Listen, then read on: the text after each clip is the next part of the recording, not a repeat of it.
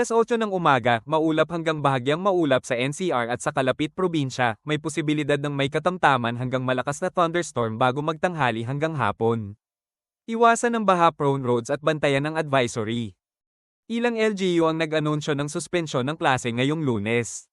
Halimbawa, sa Bacoor, Cavite, Araw ng Bacoor, Calasiao, Pangasinan, Kinder at Senior High sa public schools. I-verify ang opisyal na LGU pages para sa dagdag na lugar at antas. Maghanda sa posibleng mahinang pressure o pansamantalang pagkawala ng tubig mula 11 PM mamaya hanggang 4 AM bukas sa piling lugar. I-check ang eksaktong kanto at barangay sa advisory page. May planadong power maintenance sa ilang bahagi ng Metro Manila ngayong linggo, kabilang ang Kapitolyo Pasig, Shaw Pioneer United.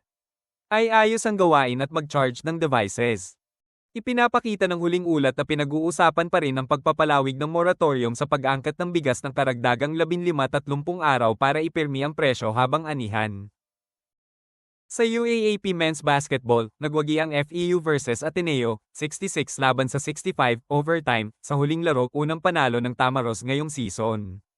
Abangan ang mga susunod na games mamayang hapon.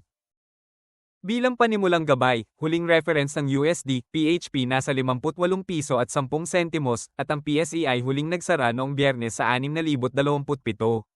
Magbubukas ang trading ngayong Lunes. Matinding drone at missile attacks ang tumama sa Kiev at iba pang rehiyon kahapon, may mga nasawi at nasirang pasilidad. Manatiling nakaantabay sa diplomatic updates.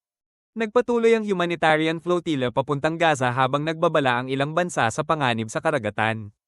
May nakaalertong mga barkong pandigma para sa rescue kung kakailanganin.